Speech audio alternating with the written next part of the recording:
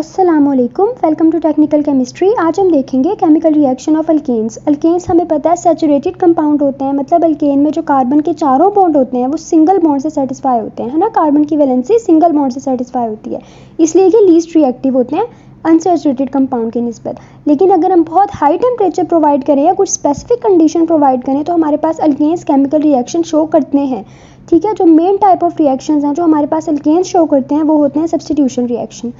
सबसे पहले हेलोजिनेशन देख लेते हैं। हेलोजिनेशन क्या होता है? एडिशन ऑफ हेलोजन, ठीक है।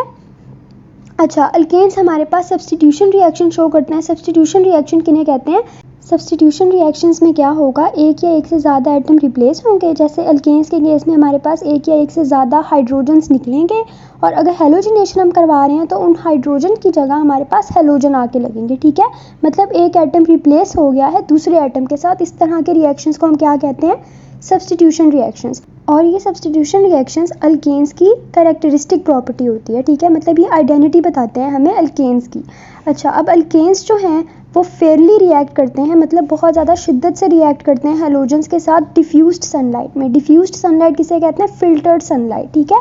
मतलब जब सन से हमारे पास रेडिएशंस डायरेक्टली ना आ रही हो ना, कहीं से फिल्टर होके आ रही हो, बीच में किसी तरह का कोई कर्टन या शील्ड लगी हुई हो, ठीक है। तो इस तरह की जो सनलाइट हम तक पहुंचती है उसे हम डिफ्यूज्ड सनलाइट कहते हैं। और डिफ्यूज्ड सनलाइट में अल्केन्स हमारे पास हेलोजन के साथ फेयरली रिएक्ट करते हैं। अगर सनलाइट नहीं है, डार्क कंडीशन है, तो रिएक्शन नहीं होगा। और अगर डायरेक्ट सनलाइट आ रही है तो रिएक्शन एक्सप्लोजिव होगा, मतलब बहुत ज़्यादा होगा, ठीक है। और हमारे लिए वो कंट्रोल करना मुश्किल होगा। और इस एक्सप्लोजिव रिएक्शन में कार्बन डिपॉजिट होती है। जैसे ये रिएक्शन देखें, मीथेन CH4 + 2Cl ट्वाइस, ठीक है। ये हमें ब्राइट सनलाइट में ये हो रहा है रिएक्शन, तो हमें क्या मिला? एक कार्बन + 4 HCl। तो ये जो केस है ये है डायरेक्ट सनलाइट वाला। अब जो नीचे है ना, जो सीरीज ऑफ रिएक्शन है, ये है डिफ्यूज सनलाइट में। और इसमें क्या होता है, हर स्टेप में एक हाइड्रोजन रिप्लेस होगा एक हेलोजन के साथ, ठीक है।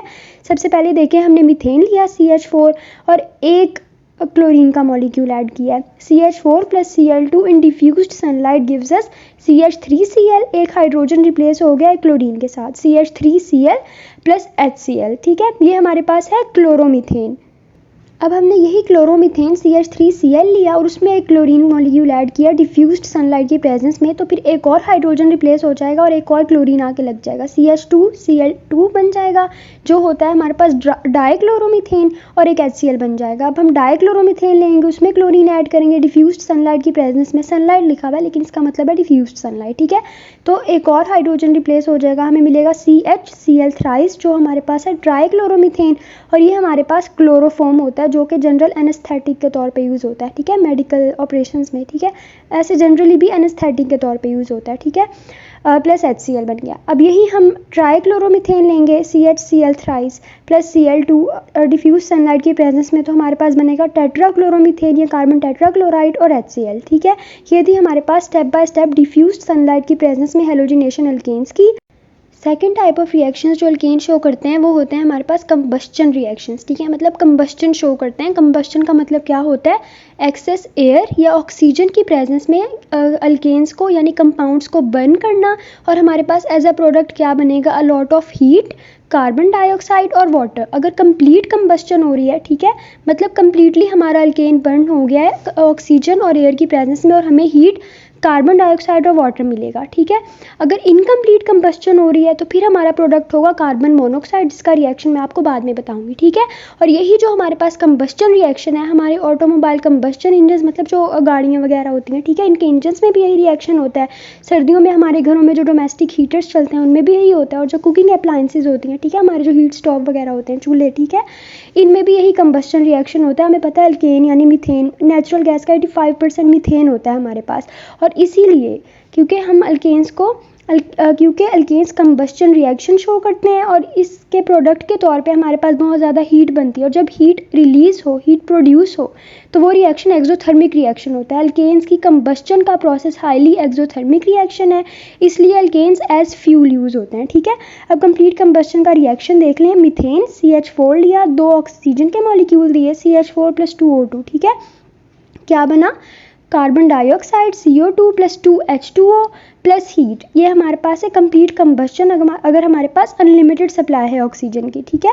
अगर हमारे पास ऑक्सीजन की लिमिटेड सप्लाई हो तो फिर हमारे पास कंबस्शन इनकम्प्लीट होगी और एज अ रिज़ल्ट हमारे पास कार्बन डाइऑक्साइड की बजाय कार्बन मोनोऑक्साइड प्रोड्यूस होगी, जो हमारे लिए मतलब ह्यूमंस के लिए और दूसरे जानदारों के लिए भी इंजरियस टू हेल्थ है। सफोकेशन काज करती है, मतलब हमारा दम घुटता है, ठीक है, और इवेंचुअली हमारी डेथ हो जाती है। अगर हम लॉन्ग टर्म एक्सपोजर रहे ना कार्बन मोनोऑक्साइड का हमें, तो हमारी डेथ भी हो सकती है, ठीक है। जैसे नीचे रिएक्शन देखेंगे इनकम्प्लीट कंबस्शन का है, 3 मीथेन के मॉलिक्यूल्स लिए 3CH4 प्लस 4O2, उससे हमें क्या मिला, 2 कार्बन मोनोऑक्साइड प्लस C यानी 1 कार्बन डिपॉजिट हुआ प्लस 6H2O। ये हमारे पास इनकम्प्लीट कंबस्शन का रिएक्शन है। तो आज हमने क्या देखा, अल्केन्स किस तरह के रिएक्शन शो करते हैं। सब्स्टिट्यूशन रिएक्शन, 2 तरह के रिएक्शन देखे हमने, हैलोजिनेशन और कंबस्शन। अगर आपको मेरा लेक्चर अच्छा लगा तो सब्सक्राइब करें टेक्निकल केमिस्ट्री। Thank you.